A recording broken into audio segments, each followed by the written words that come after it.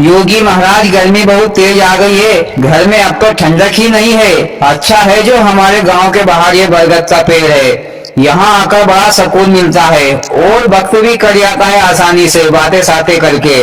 मोदी जी, हम सभी लोग तुम्हारा ही इंतजार कर रहे हैं कि कब मोदी जी आएंगे और कब हमको कहानी सुनाएंगे।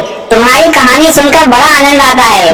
राहुल भैया, जरा एक गिलास मटके में से पानी देना तो सही, जरा गला अपना तर्क कर लो, इसके बाद में तुम सभी लोगों को मजेदार कहानी सुनाऊंगा। हाँ क्यों नहीं मोदी जी, ये लो पानी पियो और एक मजेदार कहानी सुना दो। हाँ तो भैया हो, एक पुराने समय की बात है, एक गांव था। उस गांव में एक चमार रहता था। मोदी जी, और कोई नहीं रहता था क्या उस गांव में? योगी जी, रहने को तो बहुत सारे लोग रहते थे, पर कहानी एक चमार की है तो मैं उसी का नाम लूंगा ना। तो वो चमार बड़ा ही चालाक और चतुर था, इसलिए सभी गांव वाले उसे चतुरी चमार कहते थे। उसके घर में दो ही जन थे, एक चतुरी और उसकी पत्नी। चतुरी काम वाम का बड़ा आलसी आदमी था, वो अपना गुजारा अपनी चालाकी से ही करता था। एक दिन चतुरी ने सोचा कि गांव में ज्यादा कमाई नहीं हो सकती, क्यों नहीं मैं शहर जाकर थोड़ी कमाई करके ले आऊं। तो चतुरी ने अपनी पत्नी से विचार किया और कमाई करने के लिए शहर चला गया। शहर में 2-4 महीने काम किया और अपनी चालाकी से अच्छी खासी रकम कमा ली। मोदी जी, कितनी कमाई की होगी चतुरी ने? ओबीसी जी, क्या तुमको उधारी लेना है जो पूछ रहे हो कि कितनी कमाई की होगी? हाँ मोदी जी, कमाई करने के बाद क्या हुआ? कमाई करने के बाद चतुरी वापस अपने गांव लौट रहा था, पर रास्ते में एक घना जंगल पड़ता था और जंगल में डाकुओं का डर भी रहता था।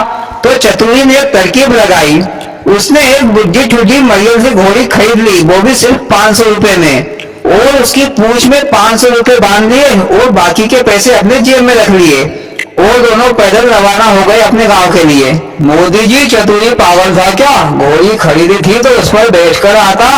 लालू जी, घोड़ी वैसे ही मरियल थी, वो तो वैसे ही कराहते कराहते चल रही थी, उसका कोई भरोसा नहीं था कि कब मर जाए, इसीलिए दोनों पैदल चल रहे थे। आगे रास्ते में जंगल आ गया और डाकुओं ने चतुरी को घेर लिया। डाकुओं के सरदार ने कहा, चतुरी भैया, फटाक से सारा पैसा निकाल दो, नहीं तो फोकट में मार खाओगे, इसके बाद भी तो रोगे। तो चतुरी ने कहा कि डाकू साहब, मेरे पास तो पैसे नहीं है, जो भी मैंने कमाया था शहर से, उन सभी पैसों की तो मैंने घोड़ी खरीद कर ले आया हूँ। पर भैया, इसमें एक खासियत है। मोदी जी, क्या खासियत है घोड़ी में? पहले तो बताया नहीं। राहुल भैया, जब टाइम होता है तभी बताऊंगा ना। तो डाकू ने पूछा कि क्या खासियत है इस घोड़ी में? तो चतुरी ने कहा कि मेरे को यही घोड़ी पैसा देती है, यही मेरे लिए सब कुछ है। फिर चतुरी ने घोड़ी की पूंछ में एक डंडा मारा तो 500 रुपए खन खन करके गिरने लगे। मोदी जी, ये तो वही रुपए थे ना जो चतुरी ने घोड़ी के पूंछ में बांधे थे? हाँ अखिलेश भैया, सही पकड़े हैं। ये सब डाकुओं का सरदार देख रहा था और चतुरी से कहा, भैया ये घोड़ी तुम मुझे दे दो, बोलो कितने में खरीद कर लाए हो? तो चतुरी ने कहा कि डाकू साहब, मैंने इसे 1500 रुपए में खरीद कर लाया हूँ, पर तुम मुझे इसके 1000 रुपए ही दे दो। मोदी जी, घोड़ी तो 500 रुपए में खरीद कर लाया था, तो चतुरी फिर झूठ क्यों बोल रहा है? अरे भैया, सही बोलेगा तो डाकू का सरदार उसको कम पैसे देगा, इसलिए उसको झूठ बोलना पड़ा ताकि उसको पैसे ज्यादा मिल जाए। हाँ मोदी जी, आगे क्या हुआ? आगे भैया, डाकुओं के सरदार ने चतुरी को 1000 रुपए दिए और चतुरी पैसे लेकर अपने घर आ गया। उधर भैया, डाकुओं के सरदार ने घोड़ी को एक डंडा मारा उसकी पूंछ में, पर पैसे नहीं निकले। फिर 2 डंडे मारे, फिर भी पैसे नहीं निकले। फिर 2-4 डंडे मारे, फिर भी पैसे नहीं निकले। तो सरदार ने भैया घोड़ी को फिर तबीयत से धुलाई की, लेकिन घोड़ी ने हक मुद दिया, लेकिन पैसे नहीं निकले। सरदार थक गया, इसके बाद उसने घोड़ी को छोड़ दिया। ये बात भैया सरदार ने अपने डाकू साथियों से नहीं बताई, अगर बताता तो डाकू साथी उस पर हंसते। इधर भैया, घोड़ी को डाकू के सरदार ने छोड़ दिया तो दूसरे साथी ने देख लिया, तो उसने घोड़ी को एक झाड़ के आड़े में ले गया और उसकी पूंछ में 2-4 डंडे मारे, पर पैसे नहीं निकले। तो उसने भी फिर तबीयत से मारा, फिर भी पैसे नहीं निकले। उसके बाद उसने भी घोड़ी को छोड़ दिया। फिर तीसरे ने देख लिया, तो उसने भैया घोड़ी को झाड़ के आड़े में ले गया और उसको मारा, पर पैसे नहीं निकले। तो ऐसे करके भैया 2-4 लोगों ने घोड़ी को खूब मारा। अरे मोदी जी, डाकू लोग क्या बुर्बक थे क्या, जो बेचारी बुढ़ी टुड्डी घोड़ी को लठ की मार रहे हैं पैसे के लालच के चक्कर में? अरे बेचारी घोड़ी ऐसे में मर जाएगी। लालू जी मर क्या जाएगी, घोड़ी तो मर गई। 5-6 लोगों ने बेचारी घोड़ी को तबीयत से मारा तो बेचारी बुढ़ी टूटी तो पहले से ही थी, कहाँ तक दम पकड़ेगी, बेचारी मर गई। मोदी जी क्या फिर सरदार का पैसा डूब गया क्या? नहीं ओबीसी जी, सरदार ने फिर सोचा कि चतुरी के घर जाकर ही पैसा लेकर आया जाए। दूसरे दिन सरदार ने भैया पूरी गैंग के साथ चतुरी के घर गया। इधर चतुरी भी बड़ा चतुर था, उसने पहले से ही प्लानिंग बना ली थी। मोदी जी क्या प्लानिंग बनाई थी? अखिलेश भैया, चतुरी ने प्लानिंग बनाई थी कि उसने एक खरगोश पकड़वाया था जंगल से। तो उसने अपनी पत्नी से कहा, जब डाकू आए मेरे को मारने के लिए तब तो इस खरगोश को मेरे को बुलवाने के लिए भेज देना और मैं इस खरगोश को लेकर वापस आऊंगा, बाकी मैं सब संभाल लूंगा। इधर भैया डाकुओं का सरदार अपनी पूरी गैंग लेकर चतुरी के घर आ गया और जोर से आवाज लगाई, अरे चतुरी बाहर निकल, किधर गया? तो भैया चतुरी के घर से उसकी पत्नी बाहर निकली और कहा, भैया वो तो शहर गए हैं, पर तुम चिंता मत करो, मैं अभी बुलवा देती हूँ। फिर चतुरी की पत्नी ने उसी खरगोश को बाहर छोड़ते हुए कहा, जाओ जल्दी चतुरी को लेकर आओ। खरगोश घर के बाहर निकला और उधर से उसी खरगोश को लेकर चतुरी झट से घर आ गया और बोला, डाकू साहब क्या बात है, बहुत गुस्से में हो? डाकुओं के सरदार ने कहा कि भैया तुम कहाँ गए थे? चतुरी ने कहा कि मैं तो शहर गया था, पर घर से बुलावा आया था तो इस खरगोश ने मुझे कुछ ही मिनटों में शहर से घर लेकर आ गया। तो सरदार ने कहा कि क्या ये खरगोश चमत्कारी है? सरदार मैं आपसे झूठ क्यों बोलूं? आपने खुद ही अपनी आंखों से देखा है, फिर भी मुझसे पूछ रहे हो? तो सरदार ने कहा कि ये खरगोश मुझे दे दो, हम भी हमारी पत्नियों से दूर रहते हैं तो रात में उन्हें अपने पास बुला लेंगे और सुबह घर वापस छोड़ देंगे, बोलो इसकी क्या कीमत लोगे? तो चतुरी ने कहा, डाकू साहब वैसे तो ये बेचने लायक नहीं है, पर तुम जिद कर रहे हो तो एक काम करो, 5,000 रुपए दे दो। सरदार ने चतुरी को 5,000 रुपए दिए और खरगोश को लेकर जंगल वापस चला गया। इधर शाम हो गई, डाकुओं के सरदार ने खरगोश से कहा कि भैया जाओ हमारी पत्नी को यहाँ बुलाकर ले आओ, और ऐसा कह के खरगोश को छोड़ दिया। खरगोश तो भैया जंगल में भाग गया। इधर सरदार इंतजार करता ही रहा, रात भर सरदार सोया नहीं। दिन निकली आया पर खरगोश नहीं आया और ना ही उसकी पत्नी आई। मोदी जी डाकू का सरदार तो चिरकुट निकला। अखिलेश भैया चिरकुट नहीं, बुड़बक निकला। चिरकुट तो वो होता है जो एक बार चूतिया बने, पर सरदार तो बार बार चूतिया बन रहा था। वो जो बार बार चूतिया बने उसे बुड़बक कहते हैं। हाँ मोदी जी, फिर आगे क्या हुआ? आगे भैया लालू जी दूसरे दिन फिर सरदार चतुरी के घर आया अपनी पूरी गैंग के साथ। चतुरी अपने घर के बाहर ही बैठा था, पोहे जलेबी खा रहा था। मोदी जी चतुरी तो सरदार के पैसों से पोहे जलेबी खाता होगा। हाँ अखिलेश सही कहा तुमने। फिर इधर भैया सरदार ने चतुरी से कहा कि चतुरी भैया मेरे पूरे पैसे ब्याज लगाकर पूरे वापस कर दो, नहीं तो मैं तुम्हें यही मार दूंगा। चतुरी ने अपनी पत्नी से कहा कि भाग्यवान डाकू साहब के पैसे वापस दे दो, वो भी ब्याज सहित तेल लगा के।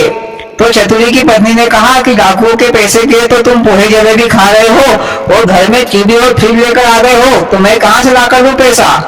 तो चतुरी को गुस्सा आ गई, तो चतुरी ने एक लट्ठ उठाया और अपनी पत्नी को 4-6 लट्ठ मचका दिए। मोदी जी वो तो मर गई होगी। अरे भैया जरा सुनो तो सही। पत्नी को जगह जगह से खून निकलने लगा और वह बेहोश होकर जमीन पर गिर गई। तो डाकुओं के सरदार ने कहा, चतुरी तुमने तो अपनी पत्नी को मार डाला। तो चतुरी ने कहा कि डाकू साहब ये तो हमारा रोज का काम है, इसे मैं अभी ठीक कर देता हूँ। फिर चतुरी अपने घर के अंदर गया और घर के अंदर से ढोलक लेकर बाहर आया और ढोलक बजाने लगा।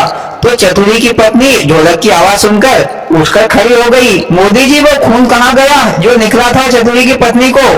भैया ये चतुरी की प्लानिंग थी, वो खून नहीं था बल्कि रंग था। ये सब देखकर सरदार ने सोचा कि मेरी पत्नी भी मेरे पर खूब गुस्सा होती है, तो उसको सबक सिखाने का ये सही तरीका है। ये सोचकर सरदार ने फिर चतुरी से कहा कि भैया ये ढोलक मेरे को दे दो, इसके मैं पैसे दे देता हूँ, बोलो कितने पैसे दे दूं? तो चतुरी ने कहा, डाकू साहब तुम्हारी मर्जी हो उतना पैसा दे दो। तो सरदार ने चतुरी को शर्म साटे 10,000 रुपए दे दिए और ढोलक लेकर जंगल आ गया और शाम हो गई। शाम होते ही डाकू का सरदार अपनी पत्नी से मिलने के लिए घर पर गया तो उसकी पत्नी उस पर चिल्लाने लगी कि दिन भर लुटामारी करते हो, गुंडागर्दी करते हो। सरदार को गुस्सा आ गई तो सरदार ने भैया एक लट्ठ उठाया और 10-20 लट्ठ जम के मचका डाले। बेचारी पत्नी चिटपुट हो गई। फिर भैया सरदार ने ढोलक बजाना चालू किया पहले ढोलक धीरे धीरे बजाई, फिर भी उसकी पत्नी नहीं उठी। तो फिर सरदार ने थोड़ी तेज बजाई, फिर भी नहीं उठी। तो जम के तेज बजाई, फिर भी नहीं उठी। तो सरदार को फिर गुस्सा आ गई। तो सरदार ने एक लट्ठू उठाया और ढोलक के दोनों ढक्कन में दे मारे। वो ढोलक के दोनों ढक्कन फोड़ फाड़ डाले, पर पत्नी फिर भी नहीं उठी। मोदी जी, वो तो मर गई होगी तो कहाँ से उठेगी? 10-20 लठ मारा है उसको, फिर समझ में भी आ गया होगा उसको कि चतुरी ने उसको फिर से बेवकूफ बना दिया है। हाँ अखिलेश, यही सोचा सरदार ने। और इधर सरदार डेरे पर नहीं था तो सभी डाकू साथी अपनी अपनी पत्नियों से मिलने के लिए घर गए हुए थे। लेकिन सबकी पत्नियों ने सभी डाकुओं को चिल्लाया। तो सभी डाकुओं ने भैया अपनी गुस्सा निकाली, अपनी पत्नी को अच्छे लठ मचकाए। मोदी जी, सभी डाकू अपनी अपनी पत्नियों को मारकर सभी के सभी रंडगे हो गए होंगे। सही पकड़े हैं लालू जी। सभी ने यही सोचा था कि ढोलक की आवाज सुनाकर जिंदा कर लेंगे, पर सब बेवकूफ बन गए। इधर भैया डाकुओं के सरदार को महा गुस्सा आ गई। अब की बार सरदार ने सोचा कि अब की बार तो चतुरी को मार ही डालूंगा, और अपनी गेंद लेकर चतुरी के घर गया और चतुरी को एक बोरे में बांधकर पकड़कर ले आया। मोदी जी, इस बार चतुरी ने कोई प्लानिंग नहीं की थी क्या? हाँ की थी ना, मैं सुनाता हूँ। चतुरी को बोरे में भरकर ले आए जंगल में, और सरदार ने सोचा कि नदी के गहरे पानी में फेंक दूंगा। और सरदार नदी के पास गया तो भैया डाकुओं के सरदार ने उस बोरे को नदी के किनारे पर रख दिया और नदी में फेंकने ही वाला था। तो उसमें से एक ने कहा कि भैया मेरे को जरा लेटरिन बाथरूम आई है, तो जरा मैं फ्रेश होकर आ जाता हूँ, इसके बाद मैं भी तमाशा देखूंगा। तो भैया सरदार ने कहा कि एक काम करो भैया, हो सभी नहा धो लो, फ्रेश हो लो, इसके बाद में अपन चतुरी को नदी में फेंक देंगे। तो भैया सभी डाकू उस बोरे को वहीं पर छोड़कर फ्रेश होने के लिए चले गए। इधर भैया चतुरी ने फिर अपना दिमाग दौड़ाया। वह बोरे में से बोल रहा था कि मेरे को नहीं करनी है, नहीं करनी है, ऐसा वह कहने लगा। और उसकी किस्मत से एक आदमी अपनी 20-25 भैंस वहीं पर चला रहा था। तो उसने बोरे में से आवाज सुनी तो वह बोरे के पास आ गया और बोला कि भैया क्या नहीं करनी है। तो चतुरी ने कहा कि भैया राजा के कर्मचारी मेरे को राजा की लड़की से शादी करने के लिए बोरे में बांधकर ले जा रहे हैं, पर लड़की थोड़ी सी तोतली है तो मेरे को उससे शादी नहीं करनी है, पर वो दहेज तो खूब देंगे, आधा राज्य नाम पर करने को भी तैयार है, पर भैया तोतली लड़की से मैं क्यों शादी करूं। इधर भैया उस आदमी ने सोचा कि ये तो पागल लगता है, लक्ष्मी घर पर आ रही है और ये बाहर भगा रहा है। तो भैया उस आदमी ने कहा कि भैया अभी मेरी शादी नहीं हुई है तो मैं कर लेता हूँ। तो चतुरी ने कहा कि ठीक है भैया, तुम एक काम करो, तुम इस बोरे में आ जाओ और मेरे को इस बोरे से बाहर निकाल दो।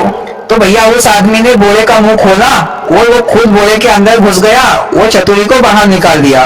वो चतुरी भैया उस आदमी की जो 20-25 भैंस थी उसको लेकर चल दिया।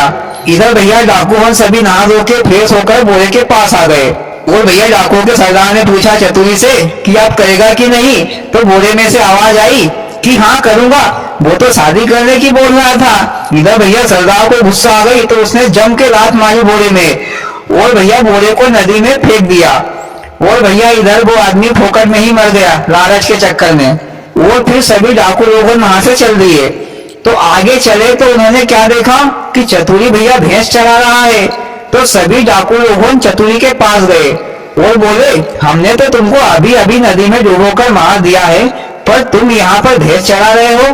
तो चतुरी ने कहा कि डाकू साहब तुमने बहुत कंजूसी दिखाई पानी में फेंकने में। जहाँ पर तुमने मेरे को फेंका था वहाँ पर बहुत कम पानी था, तो मेरे को 20-25 भैंस ही मिली है। ज्यादा गहरे पानी में फेंकते तो मेरे को हीरे जवाहरात मिलते। मैं तुमसे नाराज हूँ इसी बात पे। तो सरदार ने कहा चतुरी से कि भैया तुम एक काम करो, तुम मेरे को पानी में डुबो दो तो मेरे को हीरे जवाहरात मिल जाएंगे। ऐसा भैया सभी डाकुओं ने चतुरी से प्रार्थना की। तो चतुरी ने कहा कि ठीक है भैया, तुम सभी लोग मेरे भाई जैसे हो, मेरे को नहीं मिल पाए तो क्या हुआ, तुम सभी को मिल जाएंगे तो थोड़ा बहुत मेरे को भी दे देना। तो भैया चतुरी ने सभी डाकुओं को बोरे में भर दिया और मुंह बांध दिया और जहाँ पर नदी में अच्छा गहरा पानी था वहां जाकर सभी को एक एक करके लात मारने लगा और कहता जा रहा था कि गुंडा बनने के तौर तरीके मालूम नहीं और गुंडा बनने चले हो, बेवकूफ हो सारे, अब मरो यहाँ पर। इस तरह भैया सभी डाकुओं को चतुरी ने मार डाला। वो चतुरी काफी धनवान हो गया था क्योंकि उसने अपनी चतुराई से काफी पैसा कमा लिया था। और कहानी खत्म। वाह मोदी जी, चतुरी तो सचमुच चतुर था। मजा आ गया तुम्हारी कहानी सुनकर। और भाइयों, आपको कैसी लगी मोदी जी की कहानी? अच्छी लगी हो तो प्लीज वीडियो को लाइक और चैनल को सब्सक्राइब करें। भोलेनाथ सबके साथ।